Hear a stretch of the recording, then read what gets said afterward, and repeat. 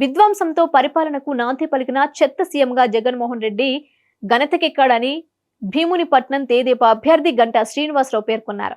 విశాఖ జిల్లా ఆనందపురం మండలం కుసులవాడలో ఆయన ప్రచారం నిర్వహించారు. ఆయన మాట్లాడుతూ ఇటీవల కుసులవాడ పంచాయతీ టీడీపీలో చేరడం చంద్రబాబు నాయుడు దృష్టికి వెళ్లిందన్నారు. మండలంలోని అత్యధిక మెజారిటీ ఈ గ్రామం నుంచి వస్తే గ్రామాన్ని దత్తత స్వీకరించి ఆదర్శ గ్రామంగా తీర్చిదిద్దుతానని హామీ ఇచ్చారు. సమాజంలో అన్ని వర్గాల ప్రజలకు న్యాయం చేసేందుకు ఉమ్మడి మేనిఫెస్టో విడుదల చేశామన్నారు.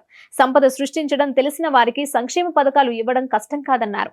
టీడీపీని అధినేత చంద్రబాబు నాయుడు రాష్ట్ర విభజన సమయ కష్టకాలంలో కూడా సంక్షేమం అభివృద్ధి రెండు కళ్ళలా ముందుకు సాగించారన్నారు. వరదలొస్తే పైన హెలికాప్టర్లో చూసి వెళ్లిపోయిన ముఖ్యమంత్రి జగన్మోహన్ రెడ్డి అన్నారు. గులకరాయితో హత్య ప్రయత్నం చేశారని జగన్మోహన్ రెడ్డి హైడ్రామా ఆడుతున్నారన్నారు.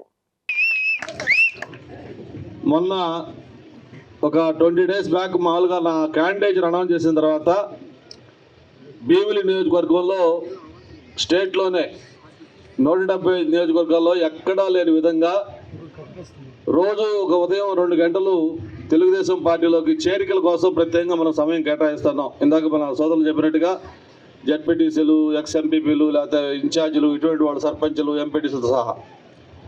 అయితే వీటన్నిటికంటే ప్రత్యేకంగా మీ కుసులవాడ ఏదైతే సోదరులు శివాజీ నాయకత్వంలో 10 మంది వార్డు మెంబర్లు,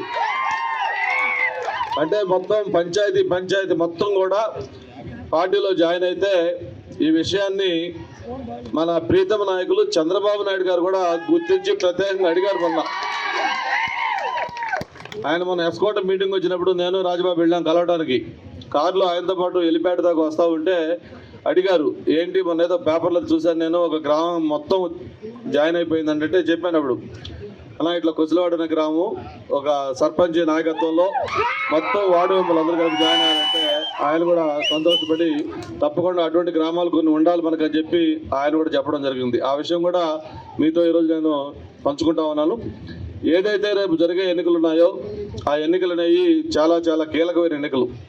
ఎందుకంటే 2019 ఎన్నికలప్పుడు మరి జగన్మోహన్ రెడ్డి గారు ఒక్క ఛాన్స్ కావాలి, నాకు అవకాశం ఇవ్వండి అని ఆ రోజు మనకు అరిచేతిలో స్వర్గం చూపించి రాష్ట్రం మొత్తం కూడా పాదయాత్ర తిరిగి ఆయన ఎన్నికల్లో ప్రచారం చేశాడు.